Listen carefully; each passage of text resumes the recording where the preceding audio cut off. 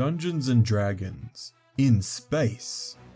Spelljammer was originally released for the second edition of Dungeons & Dragons in 1989, adding a sci-fi themed twist to the usual fantasy genre. Although thought to be a relic that was lost to time, Spelljammer is set to return to 5th edition with a new book, Spelljammer: Adventures in Space, soon to be released. In preparation for this release, a small adventure and rules supplement has been released on D&D Beyond. Herein contains a brief overview of the rules, followed by a 4-part adventure that teaches both players and dungeon masters what to expect from Spelljammer adventures. The Spelljammer's Guide to Wildspace in Dungeons & Dragons. So, you want to go to space? Space in Spelljammer isn't real space. It's a sort of magic space, commonly known as Wildspace.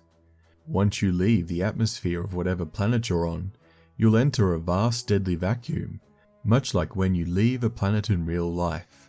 Before we discuss the difference between our space and Wildspace, let's look at the Astral Adventure's vehicle of choice, Spelljamming Ships. Spelljamming Ships. The most effective way to travel through Wildspace is to use a ship specifically built for such a purpose. Spelljamming ships come in a wide variety of styles. Some resemble navy vessels, while others resemble giant insects or sea creatures. These ships are typically captained by a single person who uses their magical power to make the ship fly through atmosphere and Wildspace. The spellcaster in charge of making the ship move sits in a throne-like device known as a spelljamming helm. The helm allows the spellcaster to take complete control of the ship and fly it with their thoughts, akin to moving a limb. Air envelopes. Wildspace can be traversed by anyone or anything that leaves a planet's atmosphere, for a short time at least. Objects that enter Wildspace from a breathable atmosphere take small pockets of air with them, known as air envelopes, that they can use for, well, breathing. Unfortunately, creatures leaving the planet's atmosphere will exhaust the air in their envelope in 1 minute. Once the air from their air pocket runs out, they will only be able to hold their breath for 1 plus their constitution modifier minutes, with a minimum of 30 seconds before they begin suffocating. This is why most creatures venture into Wildspace aboard spelljamming ships. These ships are much larger than a single creature and can therefore bring 120 days worth of fresh air with them, as long as they're not overcrowded.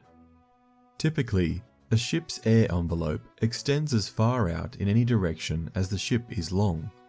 After 120 days, or if extenuating circumstances occur, and the ship's air envelope hasn't been replenished, it becomes foul air. Mechanically, this means that creatures who breathe the air receive the poison condition until they breathe fresh air. In reality, this means the air smells and feels like the equivalent of a locker room on a hot day. If the air envelope hasn't been replenished after another 120 days after the air fouls, the air envelope becomes deadly, and all creatures within the air envelope begin to suffocate. Merging air envelopes.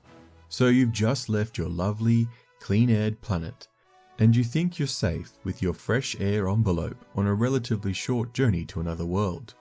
Think again.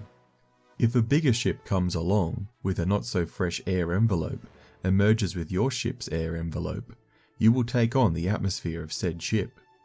This can cause quite a dire situation when you merge with the depleted atmosphere of a Clockwork Horror crewed ship that tries to strip your vessel of parts. But don't worry, after you finish fighting off the waves of killer robots, you can refresh your air envelope at any nearby planet, assuming you don't suffocate first. Gravity. The second key difference between real space and Wildspace is that gravity tends to work conveniently rather than being an unerring force of nature that cares not for the petty whims of mortals. For massive objects like moons and planets, gravity works similarly to how we experience it. Hopefully, gravity is pulling you down to the center of Earth so you can walk on the surface without feeling a change, which is how it works for these large bodies in Wildspace. For objects like spelljamming ships, gravity functions as a plane that cuts through the horizontal axis of the vessel and extends the length of the air envelope. This allows creatures to walk on the deck of a ship, even flip upside down and walk on the bottom of the ship, though it can cause some issues when two ships collide. While air envelopes are affected by getting close to another ship, gravity planes only interact when contact between two or more ships is made. When this happens, you better hope you're buckled up, because the ship with fewer hit points immediately comes under the gravity of the gravity plane from the vessel with more hit points. If you were to fall off a ship, say as the result of a changing gravity plane, and you can't land on a surface affected by a gravity plane, you begin to drift in Wildspace. In this case, the ship's gravity will keep you around, but not for long. Any untethered creature or object drifts 10 feet per minute towards the back of the ship's air envelope, opposite the direction the ship is moving. This can be dire for creatures that need to breathe, as they will eventually exit the ship's air envelope and have minimal time to find breathable air, leaving your comfort zone and galaxy. With access to Wildspace, creatures are not confined to one planet, or even one universe. The infinite possibilities of the multiverse await adventurers brave enough to venture into unknown dangers beyond their world, exploring a Wildspace system. Every D&D world is surrounded by an airless void known as Wildspace. This vast place of asteroids, planets, stars, and strangely enough, alien sea creatures is what you get if you combine the expanse of space with the teeming ecosystem of an ocean. There are infinite Wildspace systems that contain countless D&D worlds, most of which are eponymously named after the defining characteristic. Take for instance Realmspace, the Wildspace system in which Toril, the world of the Forgotten Realms setting, is located. These systems contain any number of exciting places. In Realmspace, the most interesting of which is a hive of lawless debauchery and intergalactic diplomacy known as the Rock of Brawl. An entrepreneurial pirate originally founded this outpost, and now it serves as a crucial trading post for intergalactic travelers. If you're looking to travel to locations beyond your Wildspace system, one of the simplest, but certainly not the safest, ways to get there is through the Astral Plane. The Astral Plane. Surrounding every Wildspace system is an unending plane of silvery light called the Astral Plane. This realm of thought and dream acts as a transitory plane that can connect Wildspace systems and can even be used to access the outer planes of the gods. All one needs to do to access the Astral Plane is depart from their world and travel away from the center of their Wildspace system, only a couple 100 million miles or so, until the inky black of Wildspace begins to turn into the shining silver of the Astral Plane. Once in the Astral Plane, creatures can move using thought and don't need to eat, drink, or breathe.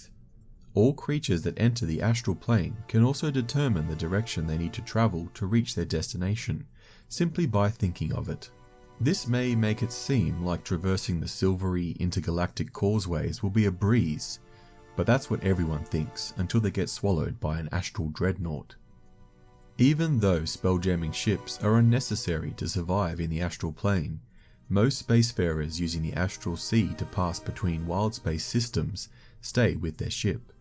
This is because once they exit the Astral Plane, all necessities such as air, food, and transportation will once again become a requirement. So long, and thanks for all the Gith. Well, you should be good to blast off for Wildspace now.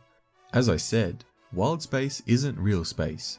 You don't need decades of schooling and hundreds of hours of simulations to get up there.